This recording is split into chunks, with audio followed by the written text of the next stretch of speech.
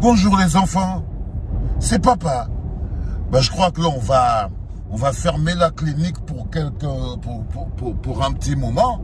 Parce que comme vous voyez, je suis sur la route là. Ça va être compliqué de faire les deux en même temps. Mais ce qui se passe aux tribunes, ce qui se passe au CED, c'est quand même les gars. Ça dit qu'on n'est même plus sûr. Vous êtes sûr qu'on est toujours dans l'affaire de Martinez Zogo là? Parce que les gars, ne soyons pas des dindons d'un film compliqué.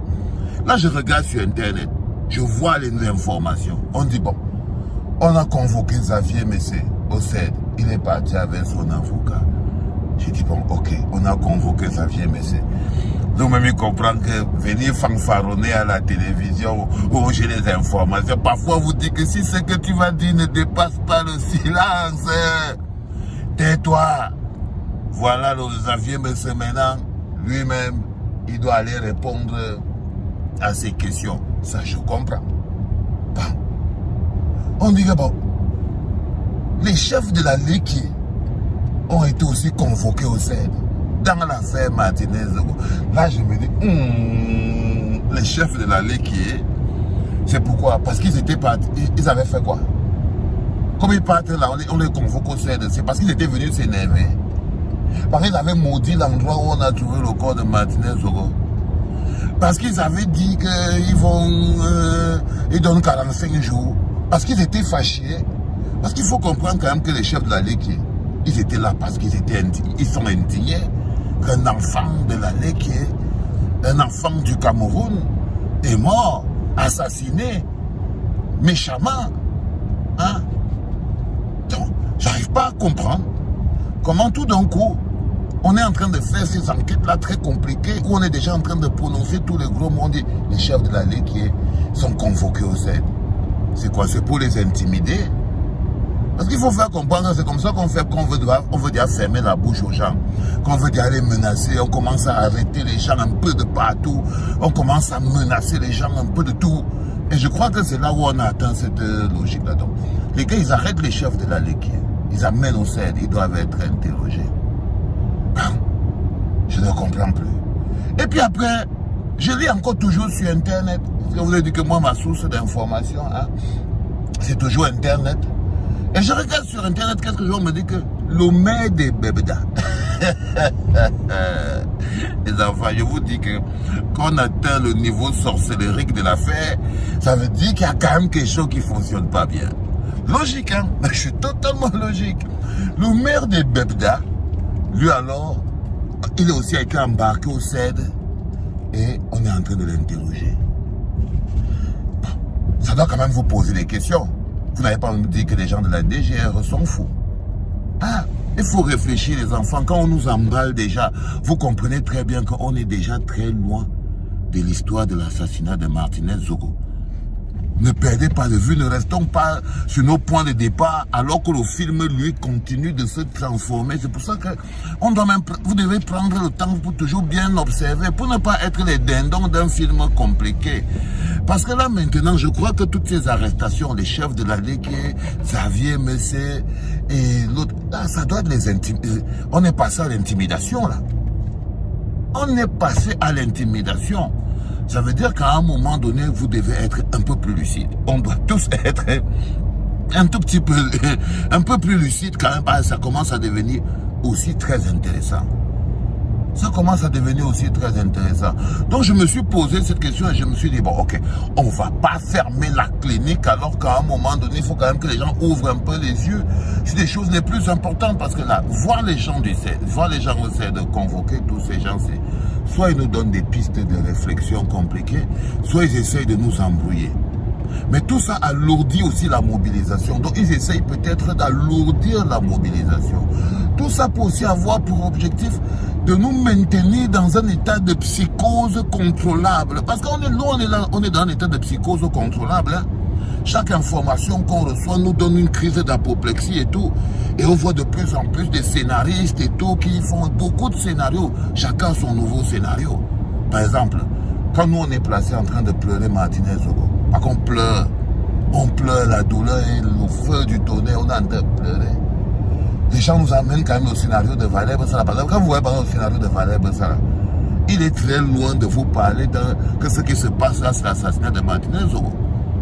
Et le gars, il a dit des choses intéressantes. Et si jamais on veut mettre la main, si tu es un gars comme Martinez Zogo, pourquoi on doit prendre tout un commando? Tout un commando de 30, de 20 personnes.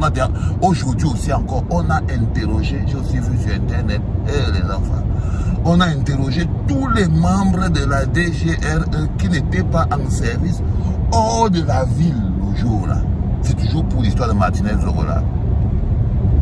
Je vous pose la question, vous ferez mieux de répondre. Je dis bien que j'ai lu sur Internet qu'on a interrogé tout le personnel de la DGRE qui n'était pas en mission hors de la ville de Yaoundé. Les enfants, ne faites pas que pendant qu'on joue le film de vos vies, pendant que les choses importantes qui concernent votre avenir sont en train de se jouer devant vous, vous faites comme si vous regardez en brousse. Faisons très attention. C'est de nos vies et de notre sécurité qu'il est en train de se passer. C'est pour ça que nous devons exiger très vite des explications. Nous ne pouvons pas rester là à être baladés comme un ballon, c'est-à-dire qui nous amène à gauche, qui nous amène à droite. Comme ça que les gens deviennent les moutons d'un film. Comme ça que les gens deviennent les moutons d'un film. C'est-à-dire qu'un film se joue ici et vous, on vous amène là-bas. Les gens se mettent dans des situations compliquées. Faisons très attention parce que ce n'est pas aussi simple que ça, ce qui se passe. Et il faut faire très attention parce que c'est aussi de notre sécurité qu'il s'agit. Il s'agit aussi de notre sécurité. Il est important que nous exigeons encore un peu plus de réponses, un peu plus de clarification. Il est important qu'à un moment, on arrête un peu de nous balader, à faire des scénarios. On est quand même le peuple. Les gars, mine de rien, on n'est pas des spectateurs. Ce n'est pas un film à la télé. Parce que là, ils se comportent avec nous comme si nous, on était dans une salle de cinéma, nous, le peuple, et on est en train de regarder un film de Jean-Claude Van Damme ou de Sylvester Stallone. Est-ce que c'est un film de Sylvester Stallone? Soyons sérieux, les gars. Dès que vous commencez à être les spectateurs de vos vies, dès qu'on commence à écrire les scénarios, vous commencez à devenir les futures balles perdues. Les balles perdues vont nous siffler. Il faut que vous sachiez à quel moment on doit se mettre à l'abri et à quel moment on ne doit pas se mettre à l'abri. Qu'est-ce qu'on doit faire? Il faut qu'on comprenne très bien. Moi, je suis quelqu'un qui est très inquiet sur ce qui se développe en ce moment. On n'est même plus dans la manipulation en ce moment. Hein. On est dans le fantasmagorique. C'est-à-dire que les gars veulent... Je crois qu'ils veulent même déjà nous attacher les cordes pour commencer à nous manipuler comme des marionnettes si on ne fait pas attention. Il se joue des choses tellement importantes en ce moment. Mais la chose la plus importante, et vous devez le comprendre, c'est l'alternance au sommet de l'État. Le film en lui-même, c'est les embrouilles.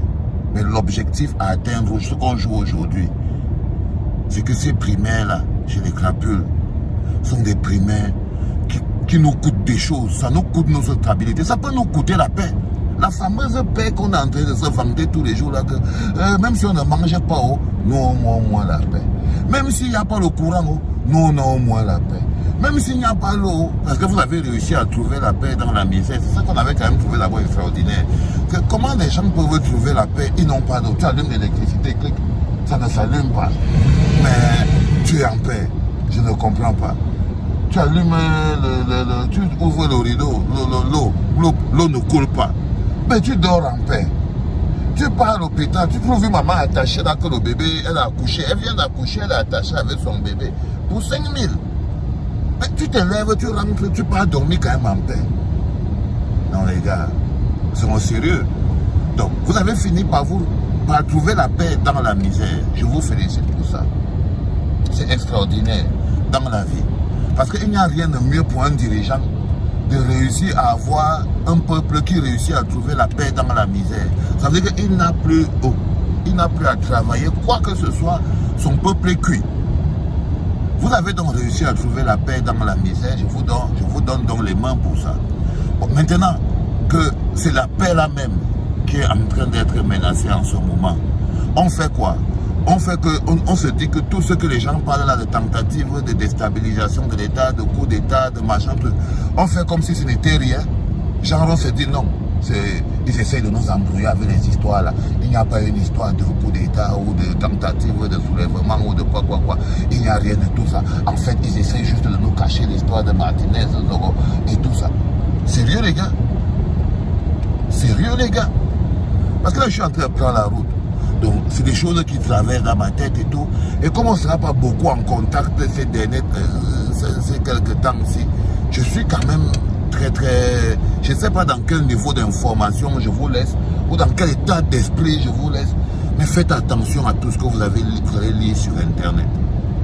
N'oubliez jamais que quand vous êtes perdu dans la forêt, votre point de repère, c'est l'endroit où vous partez. Ok? N'oubliez jamais que tout ce qui se joue là, c'est qu'on est dans un mécanisme de fin de règne très violent d'un roi fainéant qui a tout fait. Il a détruit tous les systèmes d'alternance paisible. Il a détruit toute forme d'alternance démocratique. Et aujourd'hui, ça se joue en mode primaire chez les crapules et c'est violent. Ne vous mettez pas dans les endroits où vous pouvez prendre une balle perdue parce que ça va tirer de partout. Et grave de partout. Donc je suis un peu très gêné parce que je vais devoir poser ma calage quelques minutes, quelques heures ou jours, je ne sais pas. Mais bon, faisons comme on a dit là, hein? On reste éveillé, on regarde tout, toute information est bonne à prendre. Il faut juste avoir vous-même le bon filtre pour prendre ce qui est bon et laisser ce qui est mauvais. Manipulation intense en ce moment les gars. La pétition. C'est un goulot d'étranglement dans la gorge de ces messieurs.